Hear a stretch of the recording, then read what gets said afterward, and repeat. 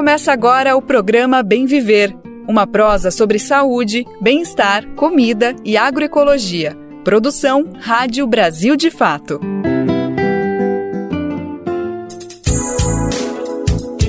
E hoje é quinta-feira, dia 21 de março de 2024. Quem está chegando por aqui é mais uma edição do Bem Viver, uma produção do Brasil de Fato. Eu sou Lucas Weber e te acompanho nessa próxima uma hora, trazendo notícias sobre a data de hoje e o que ela significa para a luta antirracista no Brasil e no mundo. Vamos falar também sobre agroecologia, alimentação, meio ambiente e muito mais. Para saber quais são os destaques do programa de hoje. Entrevista com o jornalista, autor e tradutor Éric Nepomuceno, responsável por traduzir para o português a obra póstuma de Gabriel Garcia Marques, lançada neste mês. Estamos falando do livro Em Agosto Nos Vemos. Encontro no Rio Grande do Sul discute o papel da agroecologia no enfrentamento às mudanças climáticas. Mulheres Tupinambá criam produtos inovadores à base da mandioca. Ex-presidentes da FUNAI são processados pelo Ministério Público Federal por paralisar a demarcação de terras indígenas do povo Guarani Kaiowá. Edital oferece 5 milhões de reais para organizações da sociedade civil elaborarem projetos de tecnologia para a garantia de direitos. Esses são alguns, mas são vários os destaques do programa de hoje. Bora lá que ele só está começando. O Bem Viver agora tem o prazer de receber Éric Nepomuceno, ele que é jornalista, tradutor, escritor, um dos principais responsáveis por trazer grandes obras, grandes clássicos latino-americanos para a nossa língua, para a língua portuguesa. Pode ter certeza que se você leu algum livro de Júlio Cortázar, Eduardo Galeano e principalmente Gabriel Garcia Marques, pode ter certeza que ele, Éric Nepomuceno, passou a mão, ajudou a esse livro chegar aqui no Brasil. Inclusive, ele é o responsável por essa obra que acabou de chegar de Gabriel Garcia Marques, uma obra póstuma. Em agosto nos vemos, lançado esse mês pela editora Record. Foi ele que fez a tradução. Então, antes de tudo, Éric Nepomuceno, muito obrigado pela disponibilidade para conversar com o Brasil de Fato. E eu já começo te perguntando como que foi essa tradução póstuma, como que foi receber esse livro. Conta-se, né? Alguns familiares do Gabo falaram que era uma obra que Gabriel Garcia Marques não tinha interesse que fosse publicada, mas fizeram uma avaliação e ela acabou vindo a público, tá aí para todo mundo ler, agora inclusive em português. Enfim, conta um pouquinho da sua percepção sobre essa obra, por favor. Imagina, prazer. Foi uma coisa, no ano passado, lá para maio, junho, eu soube que o livro ia ser publicado, que a Record tinha comprado os direitos do livro, a Record publica, o Garcia Marques me publica, há 28 anos, 29 anos eu sou muito vinculado à Record. Desde o tempo do Sérgio Machado, e agora com a irmã dele, a Sônia Machado Jardim. E assim que o livro chegou, foi no ano passado, eu estava ainda passando a maior parte do tempo em Petrópolis, uma casa que eu tinha lá. E eu comecei a ler, eu li porque eu não costumo ler antes de traduzir. Eu quero ter, quando eu traduzo, o mesmo mecanismo que eu tenho quando eu escrevo minhas coisas. Chega um momento em que eu acho que eu sei como é que vai continuar e eu posso parar e dormir. Outra coisa, eu não começo a escrever meus contos e nem minhas traduções no computador. Eu escrevo à mão, 2, 3 parágrafos à mão. Por quê? Porque à mão eu escrevo muito mais devagar do que no computador. Então eu sinto o peso da palavra na mão. E eu lembro que eu li o primeiro parágrafo, falei, epa. E aí comecei a traduzir à mão, traduzi, 10 linhas e estava pronto para ir para a máquina. Não fui. No dia seguinte eu peguei o livro e eu traduzi muito rápido esse livro. Ele é curtinho, 130 páginas. Eu acho que foram umas 20 jornadas de trabalho, 20 dias e a tradução estava pronta. Acabou. Aí vem o que interessa. Eu levei uns 3 meses para revisar e deixar no ponto que o Garcia Marques deixou. Com um detalhe, eu lembro que ele, é um exemplo, demorava 1 ano para escrever um livro, demorava 2, 3 para entregar para o editor. Era de um rigor que nesse livro ele não teve. E, às vezes, dá para notar isso. Sabe, tem umas imagens meio lugar comum, tem umas repetições. Agora, o livro é de uma beleza tão grande que isso aí você passa direto.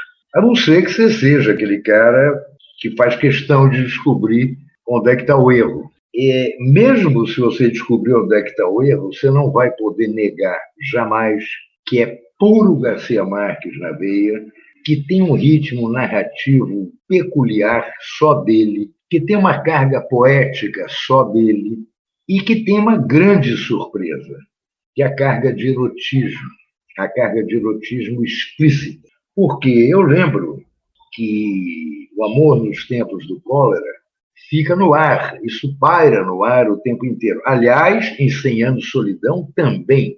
Eu lembro quando eu traduzi 100 anos de solidão, que eu nunca tinha lido em português, e ele não gostava nada da tradução que existia.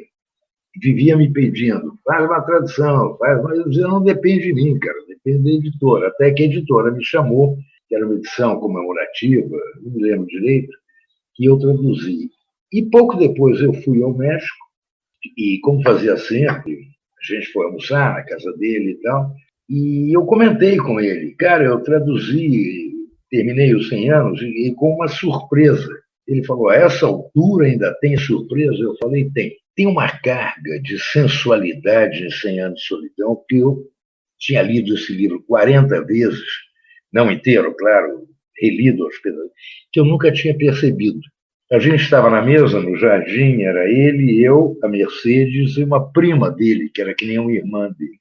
Aí a Mercedes começou a rir, e eu fiquei sem entender. Eu olhei, falei alguma besteira. Aí ele falou, a Mercedes o tempo inteiro disse isso, e só ela dizia isso, da carga sutilíssima de sensualidade em 100 anos de solidão.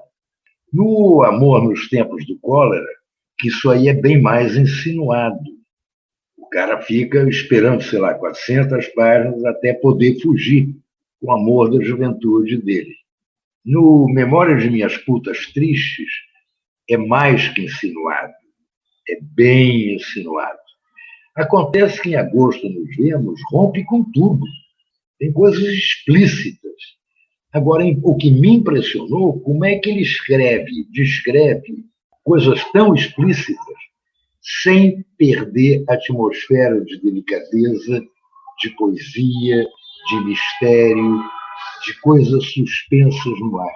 Eu fiquei muito impressionado com isso. Simplesmente Gabriel Garcia Marques, né? Estamos falando desse grande gênio, estamos falando dessa obra póstuma lançada agora este mês, em agosto nos vemos, e a gente está falando justamente com o tradutor da obra, Éric Nepomuceno. Bom, Érico, agora quero te ouvir um pouquinho sobre uma comparação que eu não sei se é muito justa, já peço desculpa de antemão, que é entre 100 anos de solidão, essa obra clássica demais de Gabriel Garcia Marques, e Veias Abertas América Latina de Eduardo Galeano. Eu tenho uma amiga que gosta muito de comparar essas duas e fala que elas são obras muito semelhantes, talvez não na forma assim de escrita, porque de fato um é um romance e outro se assemelha muito mais a um artigo, uma dissertação do Galeano, me refiro no caso, mas ela fala que por mais que existam essas diferenças, em síntese, em conteúdo, as obras abordam de uma maneira muito semelhante um retrato fiel da América Latina, a luta desse povo. Qual a sua opinião? Você acha que é uma comparação genuína que de fato pode ser feita? Rapaz, eu nunca pensei nisso. O Galeano era o irmão mais velho que a vida me deu. Eu nunca pensei nisso, nunca conversei isso com ele. Eu lembro que eu demorei muito para ler Os 100 Anos de Solidão. Eu só fui ler esse livro no fim de 73, começo de 74, por insistência do Galeano. Por que eu demorei tanto? Porque eu tenho alergia a best-seller. Eu tinha lido vários outros livros do Gabo, achava o máximo e tal, mas esse aí... Agora, As Veias Abertas, eu nunca pensei, mas agora que você mencionou, eu acho que são dois olhos, dois pontos de vista, um ficcional, um não ficcional, literatura de ficção, de não ficção, que convergem, sim. Porém, eu acho que outra conversão está entre 100 anos e a trilogia do Galeano, Memória do Fogo, em que ele conta a história da criação da humanidade, dos mitos indígenas do século, sei lá, XII, século X, até 1984.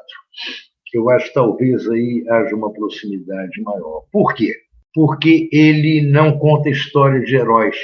Conta também. Mas, por exemplo, quando ele fala do Benjamin Franklin, o personagem principal é a irmã do Benjamin Franklin, que era quem protegia ele, quem bancava ele, quem bancava as maluquices dele. Sem ela, ele não teria feito o que fez.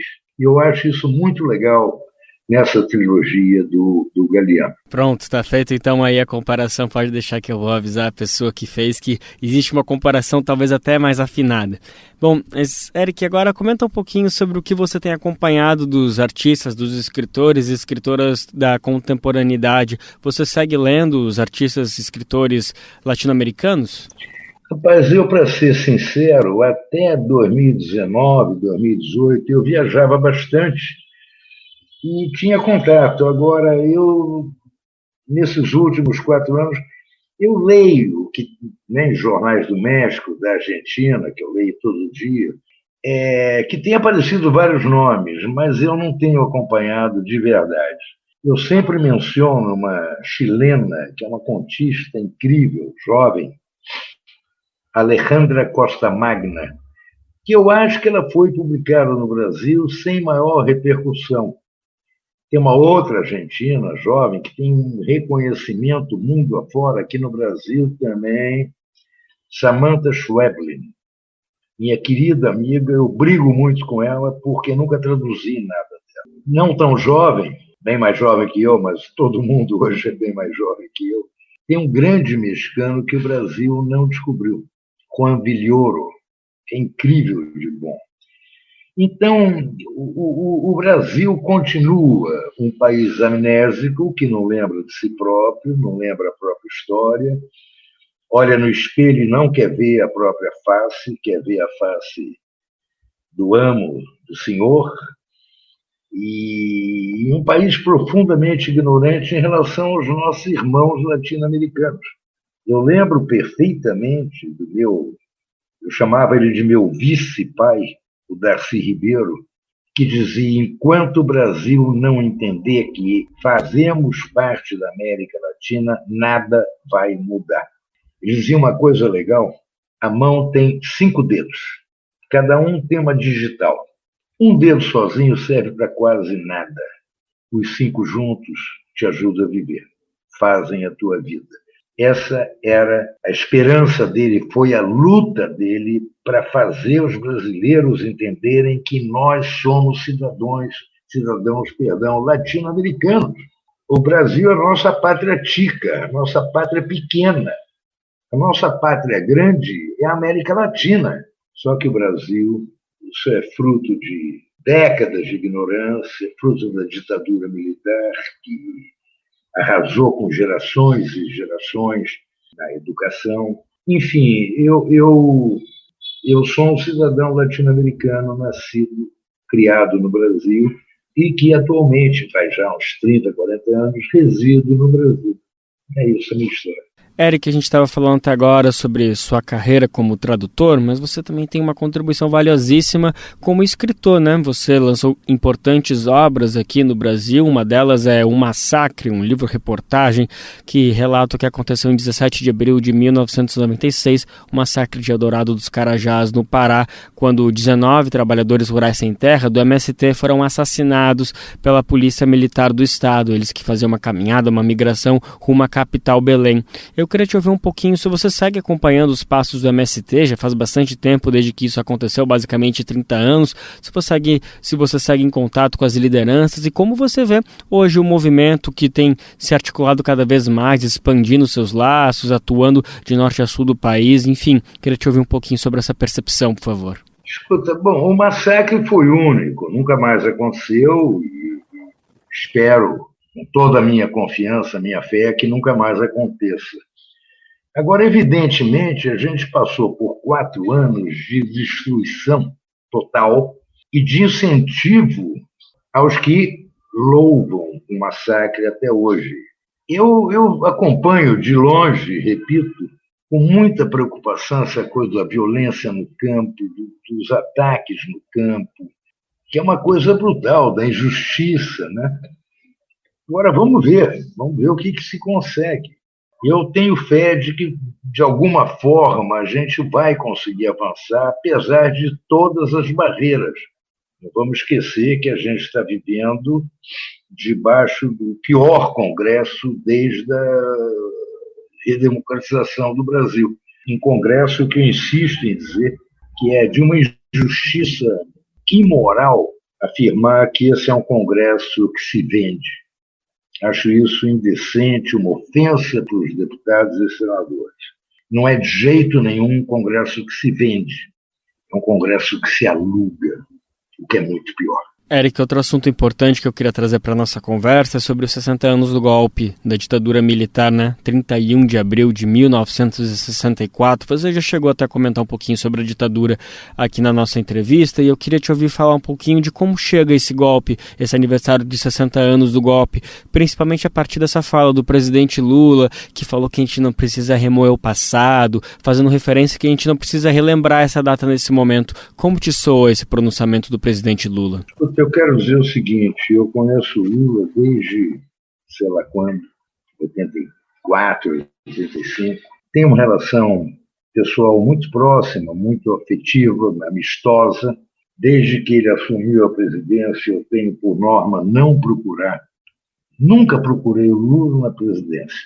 Se ele precisar de mim, se ele quiser falar comigo, ele sabe me encontrar. Eu tive com ele uma vez, desde que ele assumiu. Eu lembro que ele brincou. Ô Nepomuceno, você sumiu. Eu falei, Lula, eu ando ocupadíssimo, mas eu prometo que eu vou abrir uma brechinha na minha agenda para te receber. Ele riu, eu ri, acabou aí.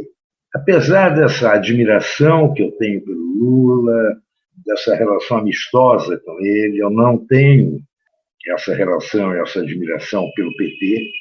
Eu sou muito crítico do PT. Eu acho graça quando me dizem que eu sou petista, de jeito nenhum.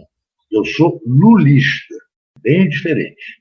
Eu acho que essa atitude que ele está tomando, eu entendo que seja por precaução para não atiçar as Forças Armadas que foram estupradas, compradas, violadas pelo Bolsonaro. A contaminação das Forças Armadas brasileiras hoje é um negócio que devia ser alarmante para quem tem consciência do que acontece nesse país. Há exceções? Evidente que há exceções. As exceções são maioria? Imensa maioria. Porém, há uma minoria que é complicada, é perigosa. E o Lula, pelo que eu entendo, essa atitude dele é para não botar fogo nessa tropa. Eu estou radicalmente, absolutamente em desacordo com ele.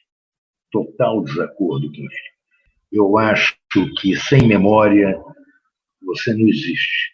Eu vivi a ditadura na minha juventude.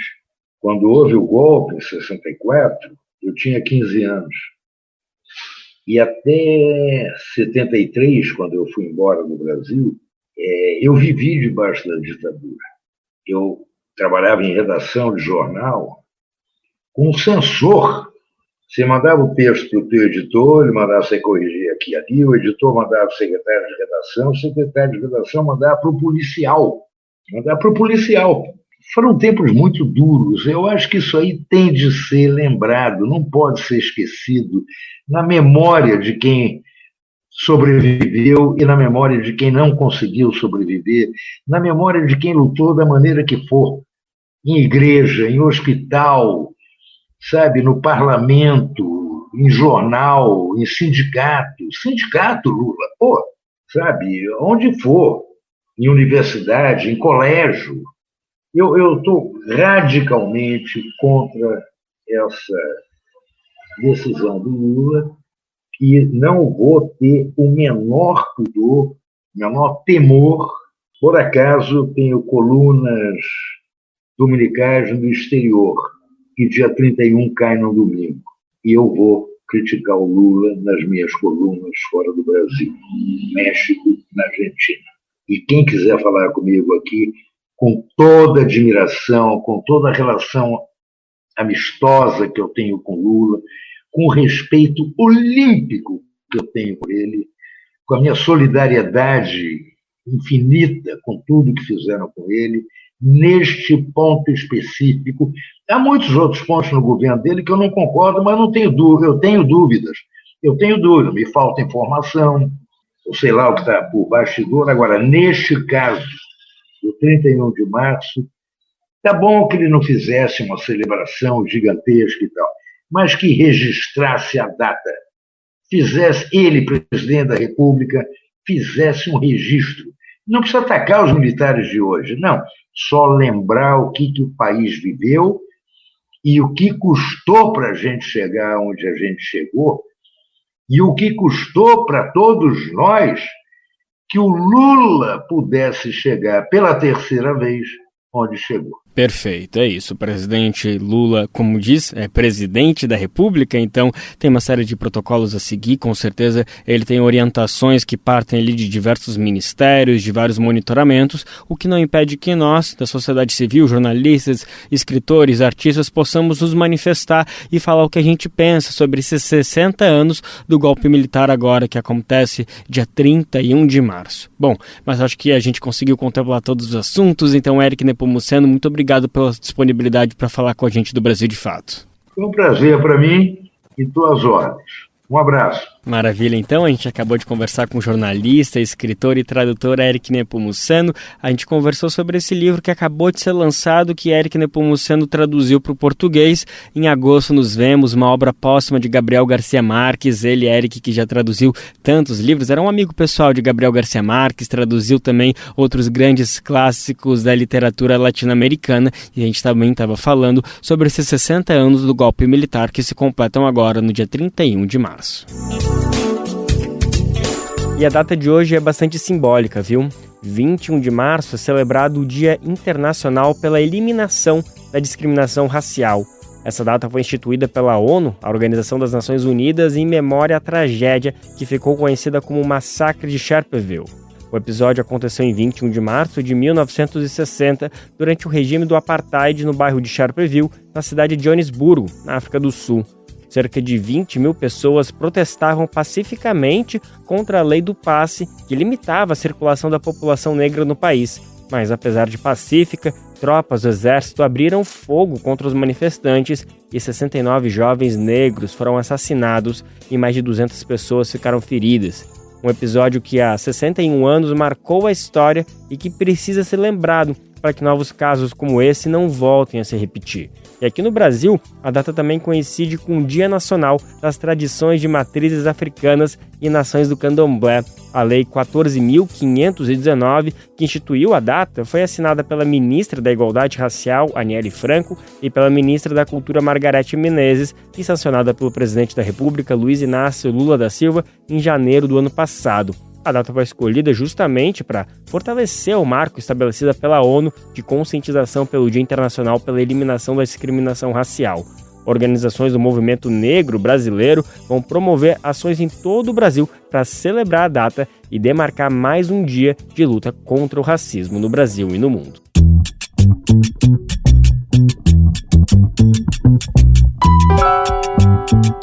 Oi pessoal, eu sou Rosana Fernandes, da Coordenação Política Pedagógica da Escola Nacional Florestan Fernandes, e hoje eu tenho um convite especial para você. A Escola Nacional Florestan Fernandes precisa do seu apoio para continuar promovendo a formação política da classe trabalhadora. Desde 2005, mais de 40 mil pessoas do Brasil e do mundo já passaram pela Escola Nacional, que continua existindo por meio da solidariedade dos movimentos populares e associados que contribuem com esse projeto. Conheça o trabalho e seja um amigo da Escola Nacional Florestan Fernandes. Acesse www.amigosenff.org.br e saiba mais.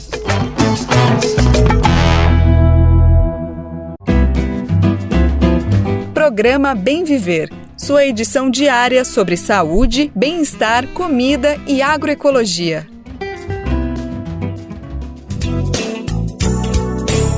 Um acordo de delação premiada feito entre a Justiça e Rony Lessa, acusado de matar Marielle Franco e Anderson Gomes, foi homologado na última terça-feira. O anúncio foi feito pelo ministro da Justiça, Ricardo Lewandowski, e a delação premiada é um tipo de acordo entre o acusado e a Justiça, em que o acusado se propõe a contribuir com as investigações em troca de redução de pena. Com essa delação, as investigações se aproximam cada vez mais de um possível desfecho do caso e de quem mandou matar Marielle e Anderson. Vamos saber mais detalhes na reportagem de Matheus Coutinho. Quem conta pra gente é Douglas Matos. O ministro da Justiça, Ricardo Lewandowski, anunciou que o acordo de delação premiada do ex-policial militar Rony Lessa foi homologado pelo STF, o Supremo Tribunal Federal, após uma audiência do policial com o ministro responsável pelo caso, Alexandre de Moraes.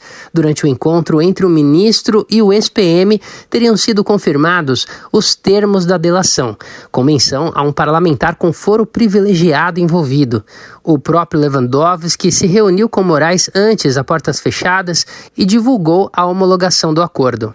Lewandowski afirmou, abre aspas, nós sabemos que esta colaboração premiada, que é um meio de obtenção de prova, traz elementos importantíssimos que nos leva a crer que brevemente teremos a solução do assassinato da vereadora Marielle Franco, fecha aspas. O ministro explicou ainda que, como o processo segue sob segredo de justiça e está nas mãos do ministro Alexandre de Moraes, ele não poderia dar mais detalhes neste momento. O chefe da pasta da Justiça, que convocou a imprensa a menos de uma hora do pronunciamento, ainda elogiou os trabalhos da Polícia Federal, que assumiu o caso após a posse do presidente Lula. O anúncio foi feito mais de 6 anos depois da morte da vereadora do PSOL e do motorista dela, baleados dentro do carro em que transitavam na região central do Rio de Janeiro, no dia 14 de março de 2018. Na época, o estado do Rio estava sob uma intervenção federal na segurança pública comandada pelo general da reserva Walter Braga Neto, que anos mais tarde viria a ser ministro da Casa Civil do ex-presidente Bolsonaro.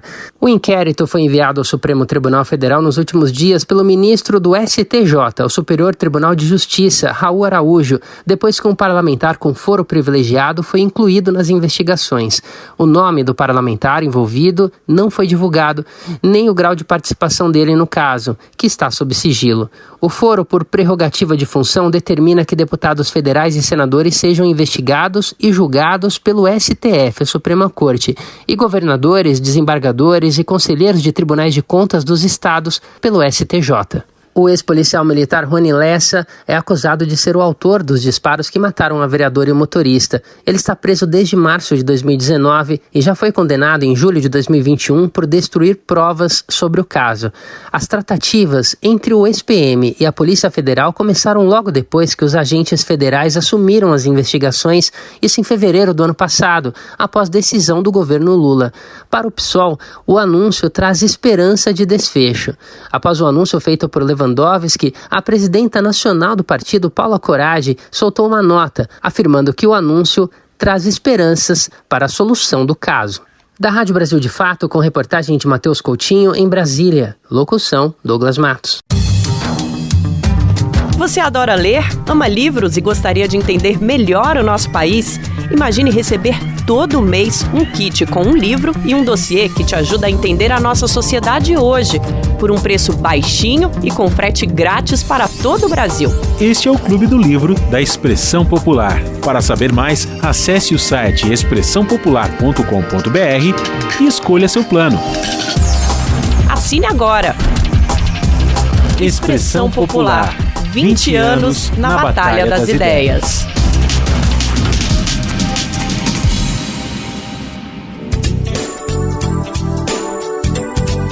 A gente fala todo dia, mas não custa lembrar que nosso programa é de segunda a sexta-feira, sempre a partir das 11 horas da manhã. Se você está aqui em São Paulo, você pode conferir a gente a partir das 11 horas na Rádio Brasil Atual, a RBA, pela 98,9 FM. Mas em qualquer lugar do mundo, você se sintoniza com a gente pela nossa rádio web, no site radiobrasildefato.com.br. Também é possível buscar o programa nas principais plataformas de podcast, como o Spotify, Deezer, iTunes e Google Podcast, mas você também pode ir no nosso site, brasildefato.com.br, que a gente deixa o programa salvo todos os dias para você fazer download, compartilhar, enfim, fica disponível aí para botar o programa, inclusive na sua emissora, na sua rádio comunitária, na sua rádio regional. Você pode baixar o programa e colocar aí na sua programação de graça. Vai ser um prazer, uma alegria saber que o Bem Viver está chegando por aí também.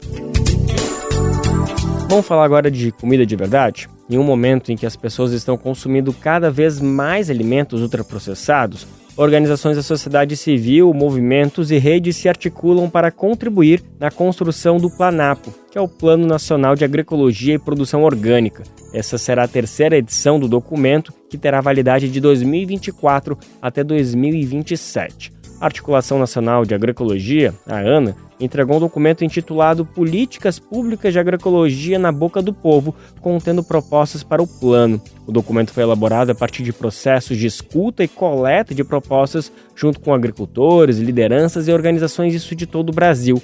As propostas contidas no documento trazem perspectiva que envolvem a garantia da segurança alimentar, combate à fome, mitigação e adaptação às mudanças climáticas e a promoção da saúde. Quem traz mais informações sobre esse tema tão importante é Douglas Matos. A ANA, a Articulação Nacional de Agroecologia, apresentou ao governo Lula um conjunto de propostas voltadas à construção do Planapo, que é o Plano Nacional de Agroecologia e Produção Orgânica de 2024 a 2027, um instrumento que deve orientar a rota do Estado brasileiro na área pelos próximos anos. A organização sugere ações relacionadas aos temas de emergência climática, do combate à fome, da promoção da saúde e medidas que associem todas essas abordagens de forma a promover o bem comum no país.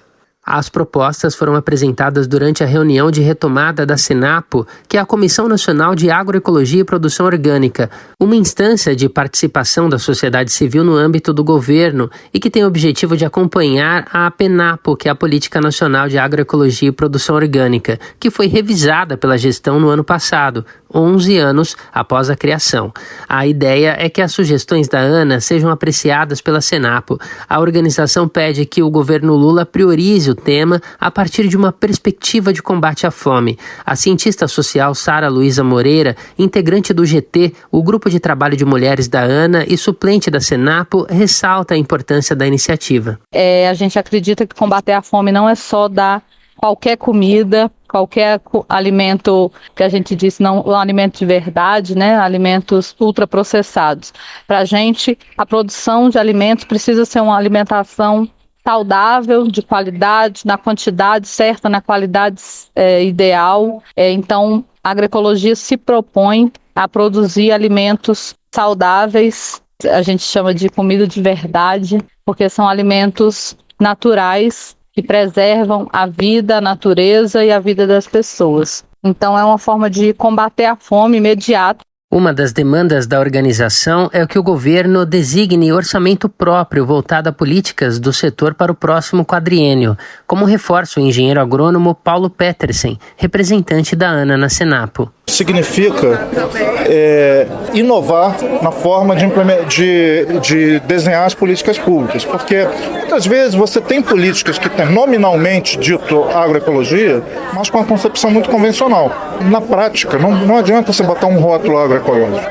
É preciso ter uma concepção agroecológica. Na prática, isso significa orçamentos que fortaleçam a capacidade de organização dos movimentos, das redes, das organizações nos territórios. O segmento de defesa da agroecologia trava uma disputa político-ideológica com o agronegócio, geralmente mais voltado a produções em larga escala e com mercados consumidores de longa distância. A ANA defende que para incentivar o primeiro é preciso estimular diferentes iniciativas. No documento apresentado à Comissão Nacional de Agroecologia e Produção Orgânica, a ANA elenca para o Planapo as propostas de políticas públicas, como, por exemplo, a assistência técnica para a agricultura familiar, a disseminação de iniciativas como as casas de sementes, onde se produzem e armazenam sementes crioulas, priorização de demandas apresentadas por territórios em detrimento das que são colocadas por bancos e financiadoras, a ampliação de políticas que fortaleçam os agrossistemas e culturas produtivas segundo a realidade de cada local e bioma,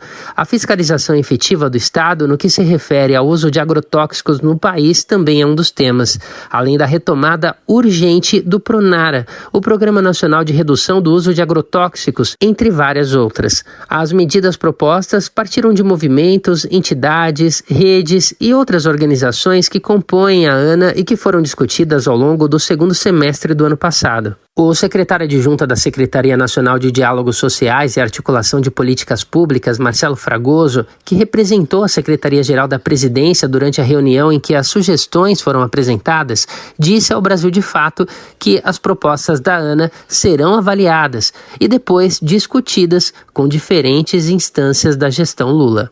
Da Rádio Brasil de Fato, com reportagem de Cristiane Sampaio, em Brasília. Locução, Douglas Matos. A ABJD é a Associação Brasileira de Juristas pela Democracia. Defende o Estado democrático de direito, a presunção de inocência, o devido processo legal e o acesso à justiça.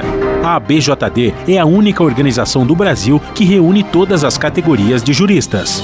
Do estudante à juíza, da servidora do sistema de justiça ao defensor público. Juristas democráticos são essenciais para evitar retrocessos e avançar nos direitos e garantias. Faça parte da ABJD. Entre no site e associe-se a abjd.org.br.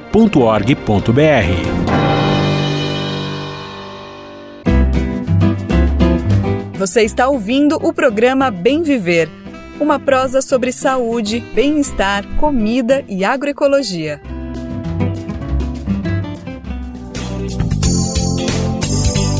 O programa Mover-se na Web, que tem o objetivo de incentivar a solução de questões sociais por meio de tecnologias de código aberto, lançou um edital que vai selecionar 20 propostas com potencial de mitigar problemas reais e garantir direitos em contextos locais. A chamada pública vai investir R$5 milhões nos projetos selecionados e é direcionada para organizações da sociedade civil.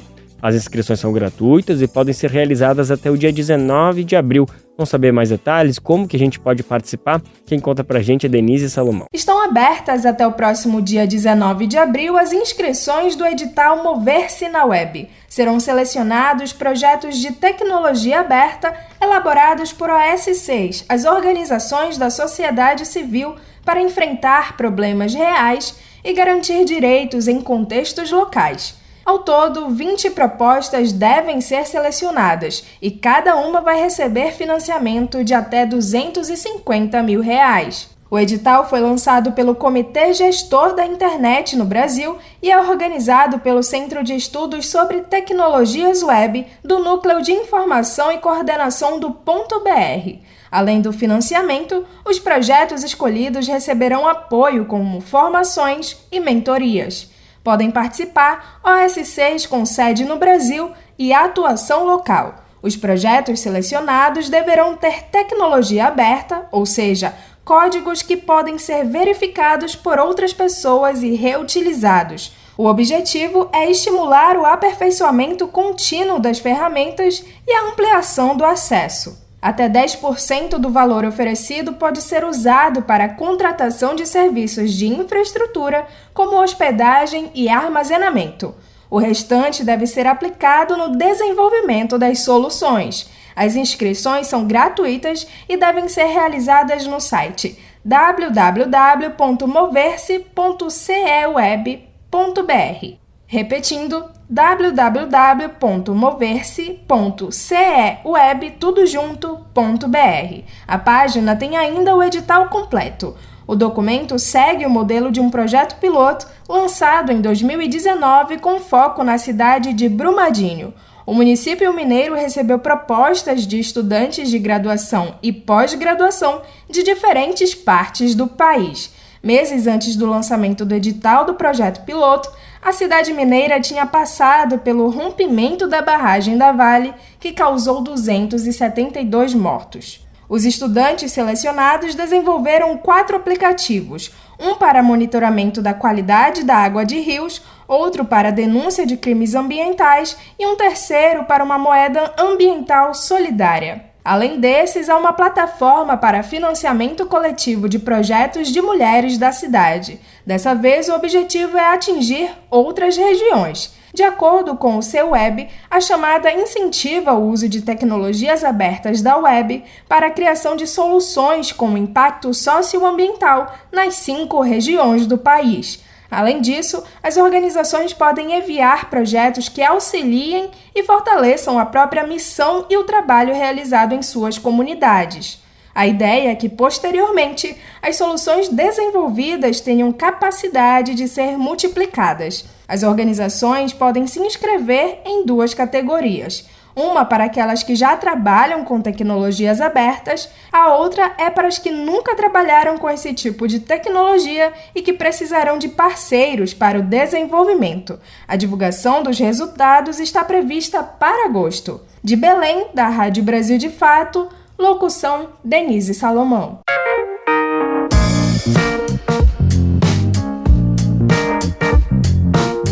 Oi pessoal, eu sou Rosana Fernandes, da Coordenação Política Pedagógica da Escola Nacional Florestan Fernandes. E hoje eu tenho um convite especial para você. A Escola Nacional Florestan Fernandes precisa do seu apoio para continuar promovendo a formação política da classe trabalhadora. Desde 2005, mais de 40 mil pessoas do Brasil e do mundo já passaram pela Escola Nacional, que continua existindo por meio da solidariedade dos movimentos populares e associados que contribuem com esse projeto. Conheça o trabalho e seja um amigo da Escola Nacional Florestan Fernandes. Acesse www.amigosenff.org.br e saiba mais.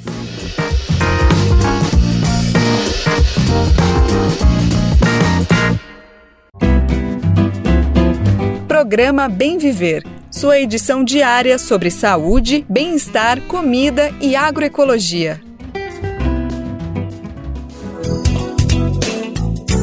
O Ministério Público Federal ajuizou uma ação contra 2 ex-presidentes da FUNAI por improbidade administrativa. Segundo o MPF, os agentes públicos precisam ser responsabilizados pelo não cumprimento de termos de ajustamento de conduta que demarcavam as terras indígenas do povo Guarani Kaiowá, o que gerou prejuízos aos cofres públicos.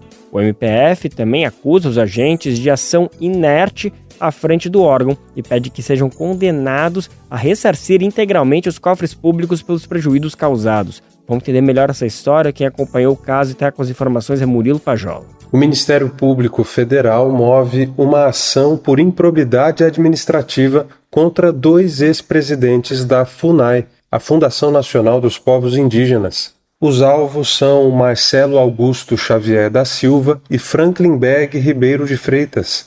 O MPF afirma que eles causaram prejuízo aos cofres públicos em mais de R$2 milhões e pede a devolução do valor. A ação, que está em segredo de justiça, tramita na 2ª Vara Federal de Dourados, no Mato Grosso do Sul, e foi protocolada pela Procuradoria da República no mesmo município. O Brasil de Fato teve acesso com exclusividade a trechos do processo. A acusação tem como base o não cumprimento dos termos de um CAC, Compromisso de Ajustamento de Conduta, celebrado entre o MPF e a FUNAI.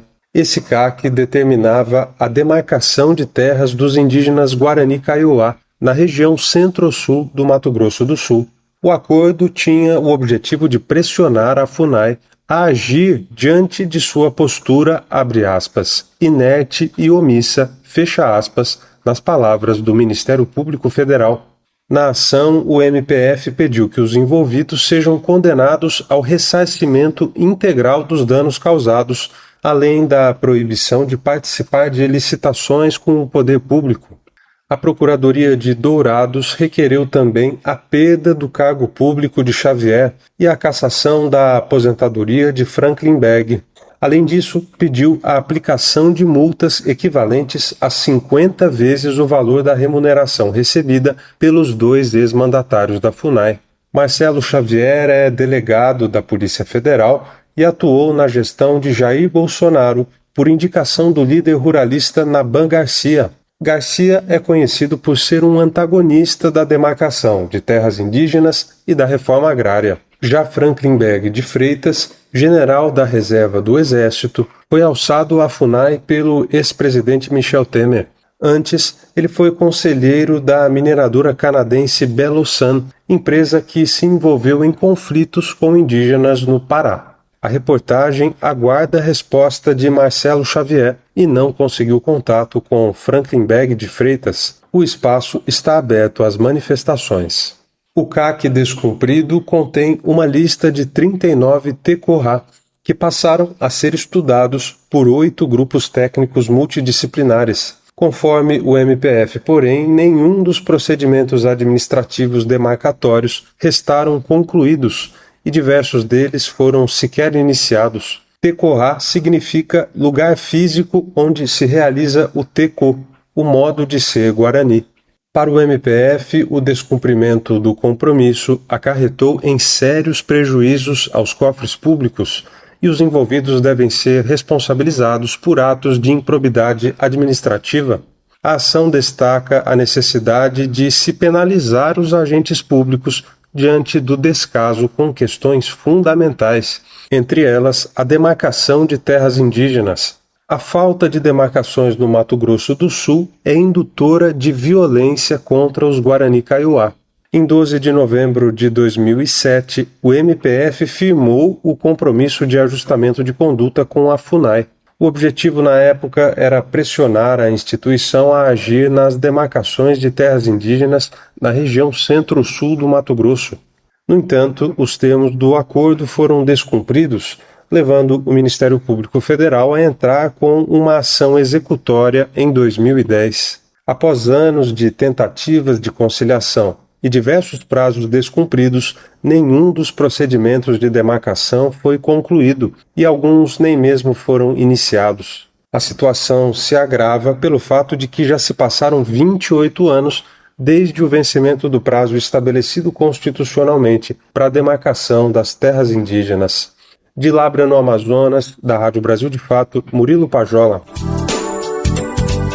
E a Vale teve os bens penhorados pela primeira vez por conta de uma ação judicial. A ação é movida na Holanda por 77 mil pessoas que cobram indenizações da mineradora em decorrência do crime ambiental que ocorreu em Mariana, Minas Gerais, em 2015. A penhora dos bens é uma forma da justiça de garantir o valor do pagamento das indenizações. Vamos saber mais detalhes. Rodrigo Durão está aqui para contar para a gente. A Vale se tornou, nessa semana, alvo de mais uma ação judicial no exterior. Dessa vez na Holanda, que cobra indenização por prejuízos decorrentes do rompimento da barragem do Fundão em Mariana, Minas Gerais.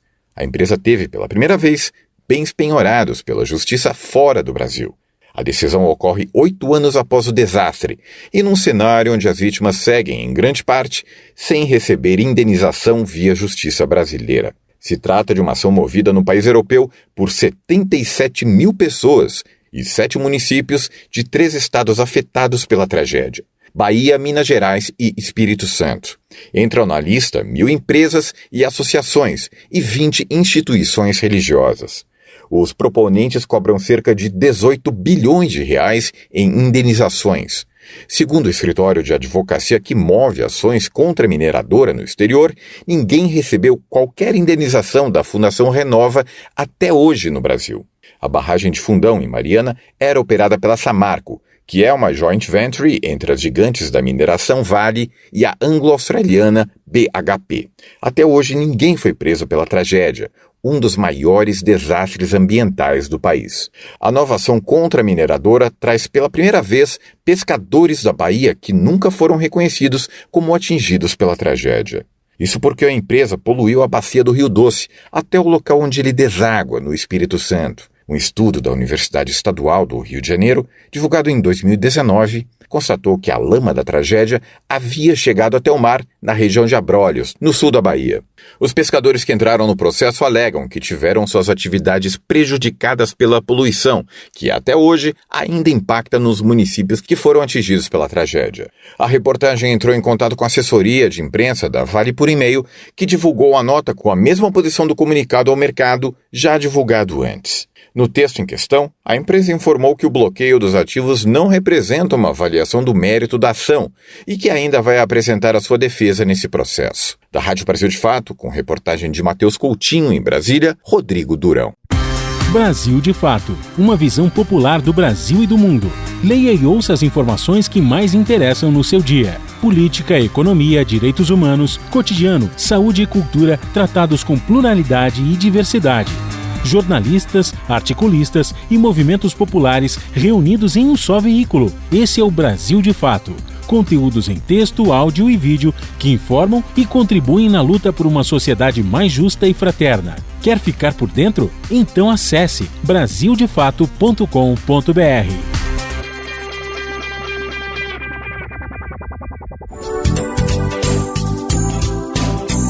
E agora uma notícia pra lá de especial. Os documentários Meeiros e Nutrição na Primeira Infância, produzidos pela equipe do Brasil de Fato, agora fazem parte do catálogo da plataforma Bombozilla. A plataforma é online, especializada em produções audiovisuais independentes. Vamos saber mais sobre ela e como acessar essas duas produções de graça. Quem está aqui para contar pra gente é Denise Salomão. Os documentários Meeiros e Nutrição na Primeira Infância, desenvolvidos pela equipe do Brasil de Fato, passaram a integrar o catálogo da Bombozilla. É uma plataforma online que reúne filmes independentes e elaborados por movimentos populares para contar histórias de resistência, conhecida como Netflix das lutas sociais. Fundada em 2016 por documentaristas independentes e educadores sociais, a Bombozilla surgiu como um espaço para divulgar documentários de impacto. O objetivo é promover discussões e ajudar a mudar realidades. Os organizadores afirmam acreditar no papel do audiovisual como ferramenta de transformação social. Além de filmes exclusivos da própria plataforma, são oferecidas produções de realizadores independentes do Brasil e de outros países da América Latina. Após o cadastro gratuito, já é possível assistir filmes do catálogo. Também há planos pagos a partir de R$ 7,99 por mês, que permitem assistir em diferentes telas e ter acesso a outros conteúdos como cursos. Lançado em fevereiro de 2024, Meeiros mostra as condições precárias de vida de trabalhadores rurais que produzem o cacau. Esse cultivo é marcado por escravidão contemporânea e trabalho infantil, práticas comuns nas zonas de cultivo.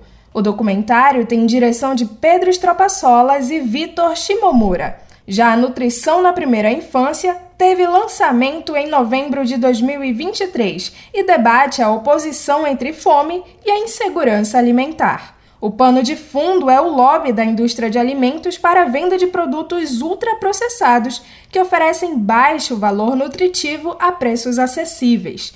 O filme tem direção de Yolanda Depisol.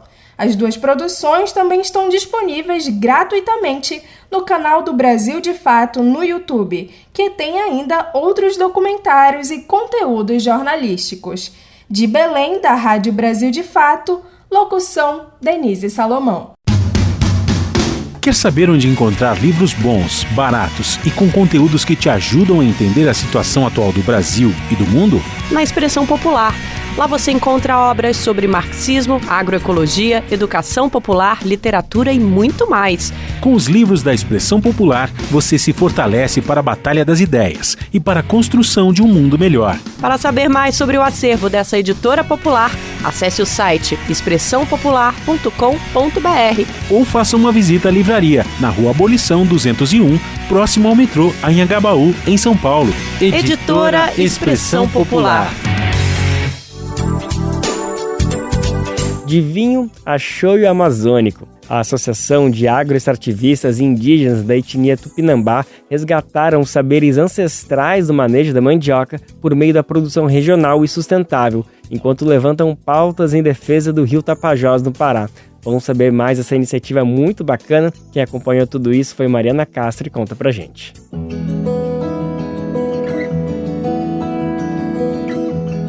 Momento agroecológico. Composta por cerca de 40 famílias da comunidade de Surucuá, na reserva extrativista Tapajós Arapiuns, uma associação coordenada pelas irmãs Mariane Chaves e Raquel Tupinambá tem resgatado os saberes ancestrais aliados à inovação e tecnologia para a produção sustentável. É o que explica Mariane Chaves, coordenadora da Associação de Moradores Agroextrativistas e Indígenas do Tapajós, a Ampravat. Trabalhamos de forma coletiva através dos puxiruns, onde reunimos principalmente as mulheres para fazer a produção e o beneficiamento dos produtos. Trabalhamos com os derivados da mandioca, principalmente a farinha amarela, a goma de tapioca, o carimã, os beijos, o tucupi preto, que deriva a partir do tucupi amarelo, que é o sumo da mandioca. Também trabalhamos com geleias de frutos daqui da região, molhos e caldas de molhos de cogumelo nativos da floresta amazônica. A associação tem em sua maioria mulheres indígenas agroextrativistas, que para além da produção, participam também de cursos de formação e garantem o fortalecimento da autonomia feminina na região. São as mulheres que são as responsáveis pela alimentação familiar, então elas precisam ter essa conexão com a floresta, com a produção do alimento, principalmente na questão da qualidade, não pensando apenas na geração de renda, mas na segurança e soberania alimentar da sua família. Então, esse é um dos nossos principais objetivos: organizar a produção, gerando renda para as famílias e levando autonomia para as mulheres. Raquel Tupinambá, filha da comunidade mestra em botânica, está por trás da inovação de produtos à base de mandioca, principal alimento beneficiado pela associação. As mulheres produzem desde o vinho de mandioca chamado maniuara até o aclamado tucupi preto, batizado de manibé, e conhecido como choio da Amazônia. Ele pode ser consumido em saladas, peixes e frangos, mas com um sabor característico amazônico. Tem alguns produtos com destaque, que um deles é o tucupi preto. Ele vem do tucupi amarelo, que é o suco da mandioca. Então, o que se faz para que o tucupi preto, se torne esse produto diferente? É um processo de cozimento que é muito mais demorado. Então, vai havendo uma redução aí do tucupi. E a gente tem um produto, um alimento muito maravilhoso, um sabor diferente, uma coloração diferente, que a gente se utiliza dele, passa a utilizar ele como um tempero, que ele faz parte da nossa culinária, Desde muito tempo a gente se utiliza dele para fazer algumas comidas. Eu destaco aqui o arubé, que é uma comida que é ancestral, e a gente passa a também comercializar ele para fora, Aqui na região de Santarém, nas regiões do estado do Pará e também no Brasil. E é um produto que ele é produzido por outros povos indígenas, ele é feito, é da nossa cultura indígena. Então, vários outros povos na Amazônia produzem também o tucupi preto. Com uma unidade de beneficiamento da mandioca em fase de construção na comunidade, a associação vai além e, mais do que a geração de renda, a organização coletiva e os produtos chamam a atenção para a riqueza e importância da defesa das matas, das florestas e do rio Tapajós. Raquel Tupinambá reforça ainda o papel de enfrentamento à emergência climática e o fortalecimento da cultura indígena por meio da produção. A relação entre humanos e floresta ela é necessária para a nossa existência enquanto população humana vivendo no planeta. A gente precisa ter essa boa relação para que a gente continue existindo. Então, os povos indígenas, eles sempre souberam disso. E aí a gente tem hoje essa oportunidade de passar a valorizar esse olhar, essa cosmovisão, o modo de vida indígena. Então, é muito nesse sentido que nós temos trabalhado aqui no meu território, junto com as mulheres, pensando esse enfrentamento à emergência climática, à destruição das nossas vidas, das florestas, dos rios, e, ao mesmo tempo, o empoderamento das mulheres, do povo, fortalecendo a nossa cultura. Do Pará para a Rádio Brasil de Fato, Mariana Castro.